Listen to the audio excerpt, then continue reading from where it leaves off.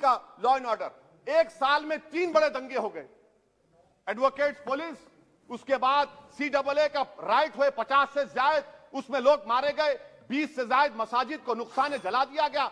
26 जनवरी, sir क्या ये सरकार जिम्मेदार नहीं है? 2 मिनट सर, क्या ये सरकार जिम्मेदार नहीं है? आपकी सरकार है, आपका होम मिनिस्टर, आप रोक नहीं पा रहे। आपकी कमजोरी और आपकी नादानी की वजह से, आप में दूरअंदेशी नहीं है, आप उसको अलाउ कर रहे हैं। और फैजान के कातिल कौन है? क्यों नहीं पकड़ा फैजान के कातिल को आपने अब तक? जिन बच्चों को रोड पर मारा जा रहा था, जनगण मन बोला जा रहा था, एक तरफ तो अब तक नहीं पकड़े आप। अच्छा सर, आखिर में मैं आपको ये बात याद दिलाना चाहता हूं कि इसमें एस्पिरेशनल डिस्ट्रिक्ट्स 11 में से 20 बैकवर्ड डिस्ट्रिक्ट्स नीति आयोग के सीमांचल मुस्लिम डोमिनेटेड है सर।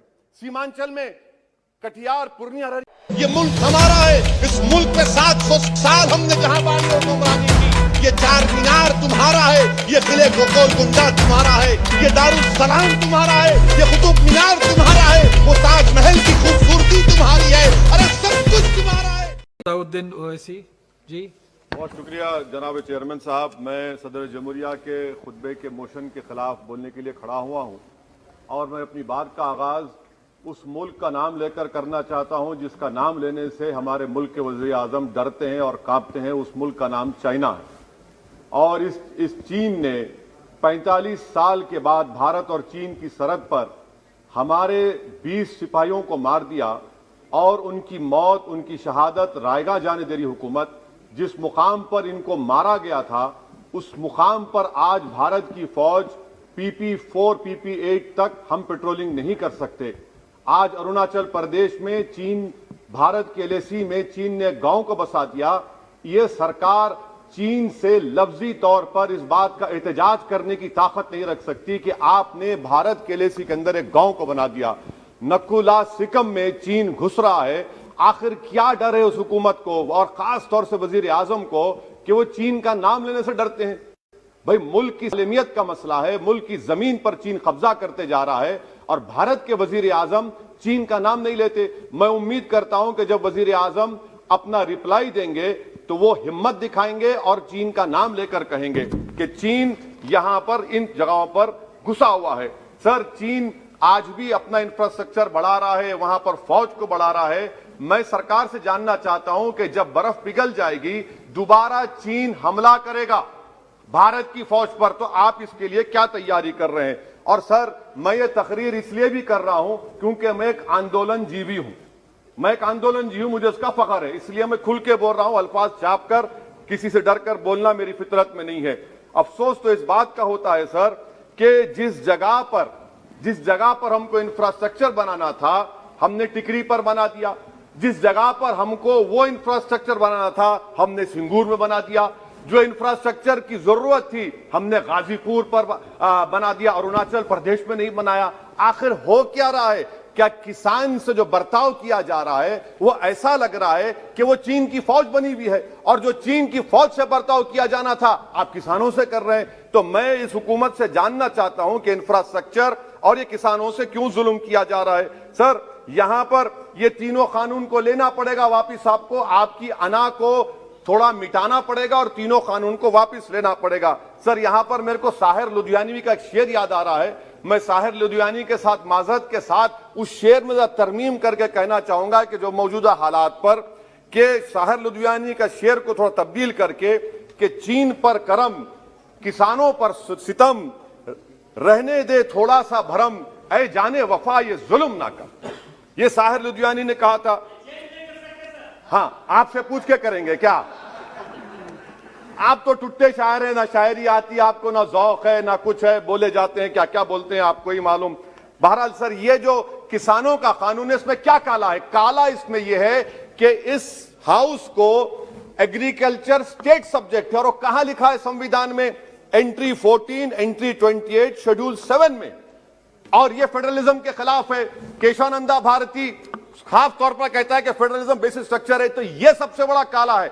और सर, ये पूरा किसानों के एजिटेशन से क्या बात मालूम हुई कि सरकार को इस लोकसभा की अजमत, इसकी खूबसूरती की कोई इनके पास हैसियत नहीं है। सरकार इस ऐवान से डरती नहीं है। सरकार किससे डरती है? जब लोग रोड पर निकल कर आते हैं तो मोदी जी की नींद हराम हो जाती है।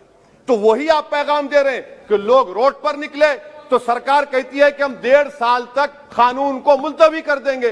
अरे आप कैसा बोलते, क्या इस ऐवान की तौहीन नहीं है कि आप यहां पर कानून अपनी ताकत की बुनियाद पर बनाते हैं और इस लोकसभा की अजमत को निस्तनाबूद कर देते हैं? तो ये बात आपने पैगाम दी कि जब लोग रोड पर निकल कर आते आप डरते हैं। आप बनाओ CAA के रूल्स, इंशाअल्लाह हम दोबारा रोड पे निकलेंगे, पूरे भारत में उसके खिलाफ एहतजाज होगा।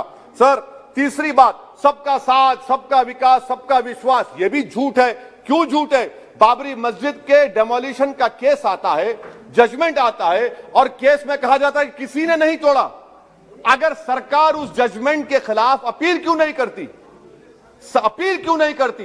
एक क्रिमिनल एक्ट सुप्रीम कोर्ट ने कहा डेमोलिशन ऑफ बाबरी मस्जिद को, आप हुकूमत में हैं, आप अपील इसलिए नहीं कर रहे क्योंकि आप अपने लोगों को पैगाम देना चाहते हैं। क्या पैगाम देना चाहते हैं? कि बेटा काशी मथुरा में भी तोड़ दो, हम तुम्हारे साथ हैं।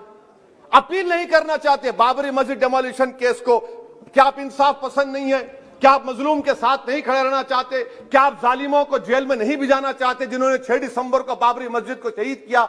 आपकी खामोशी इस बात का इकरार है कि आप तशद्दुद पसंद है।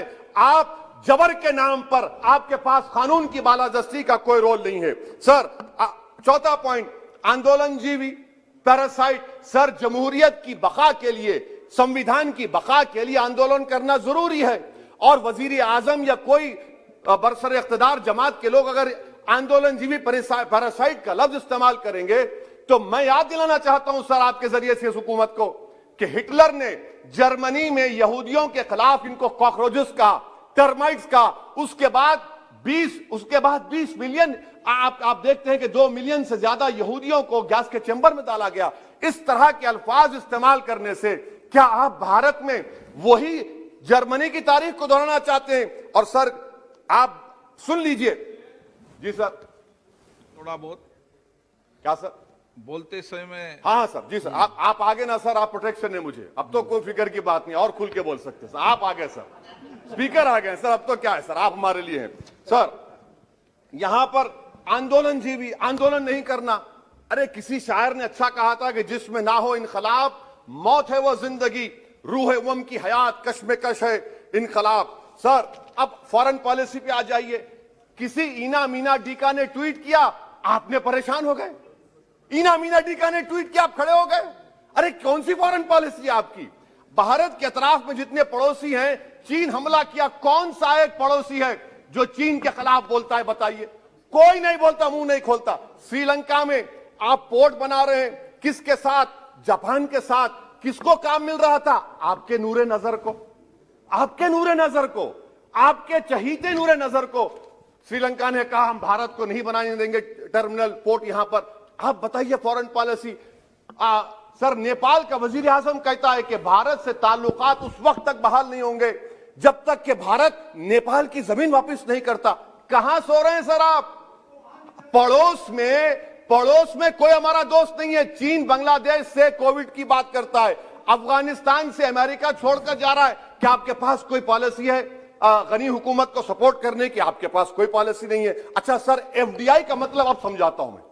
एफडीआई का मतलब यह है कि 5 फरवरी को ब्रैड शर्मन जो अमेरिका के रिप्रेजेंटेटिव, उनके पास भारत के अमेरिका के सफीर गए, तो ब्रैड शर्मन ने ट्वीट कर कहा कि भारत सरकार को इंटरनेट खोलना चाहिए, भारत सरकार को पीसफुल प्रोटेस्ट करना चाहिए। कौन होता है ब्रैड शर्मन जो भारत को सिखाए? ये एफडीआई है। और भारत सरकार का डिप्लोमेट, एम्बेसडर बैठकर उनका लेक्चर सुनता है और उसके बाद क्या होता? 3 दिन के बाद आप कश्मीर में इंटरनेट खोल देते हैं। ये आप एफडीआई कर रहे हैं, हम नहीं कर रहे हैं। अच्छा, बात कश्मीर की आई। कौन है इम्तियाज, कौन है अबरार, कौन है इब्रार? इनको शोपियान में एनकाउंटर पर मार दिया गया, प्रूव हो गया। और ब्रिगेडियर आरा सेक्टर का जिसने इनको टेररिस्ट कहकर मारा, उसको अवार्ड देते हैं आप।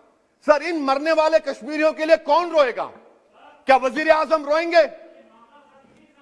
क्या वजीर आजम रोएंगे? क्या कोई रोएगा? अच्छा सर, एक और बात सर, एक और बात। हाँ, एक और बात आई कि शादी के घर में गुस्सा होता है। अरे ये कौन सी शादी की बारात है कि 18 लाख करोड़ टैक्स मिलता है और 36 लाख करोड़ ये सरकार खर्चती है। क्या शादी कर रहे हैं आप? वाह वाह, माने वाकई में आपकी इकोनॉमिक पॉलिसी को सलाम कि 18 लाख करोड़ टैक्स में मिलते हैं, 36 लाख आप लोग शादी में खर्चते हैं। मुबारक हो आपको, बड़ी शानदार घर है यह शादी का। अच्छा सर, दिल्ली का लॉ एंड ऑर्डर, एक साल में 3 बड़े दंगे हो गए।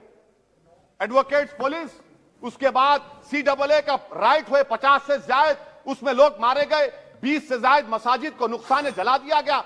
26 जनवरी, सर क्या ये सरकार जिम्मेदार नहीं है? 2 मिनट सर, क्या ये सरकार जिम्मेदार नहीं है? आपकी सरकार है, आपका होम मिनिस्टर, आप रोक नहीं पा रहे। आपकी कमजोरी और आपकी नादानी की वजह से, आप में दूरअंदेशी नहीं है, आप उसको अलाउ कर रहे हैं। और फैजान के कातिल कौन है? क्यों नहीं पकड़ा फैजान के कातिल को आपने अब तक? जिन बच्चों को रोड पर मारा जा रहा था, जनगण मन बोला जा रहा था, एक तरफ तो अब तक नहीं पकड़े आप। अच्छा सर, आखिर में मैं आपको बात याद दिलाना चाहता हूं कि इसमें एस्पिरेशनल डिस्ट्रिक्ट्स 11 में से 20 बैकवर्ड डिस्ट्रिक्ट्स नीति आयोग के सीमांचल मुस्लिम डोमिनेटेड है सर। सीमांचल में कटिहार, पूर्णिया, अररिया है सर। पूर्णिया का एयरपोर्ट, सिविल टर्मिनल का काम क्यों नहीं होता सर? अब आ जाइए सर माइनॉरिटीज पर।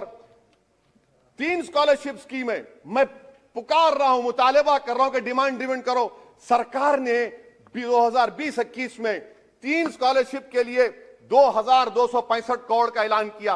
कितने पैसे आपने दिए? सबका साथ, सबका विकास, सबका विश्वास, 436 करोड़ रुपए।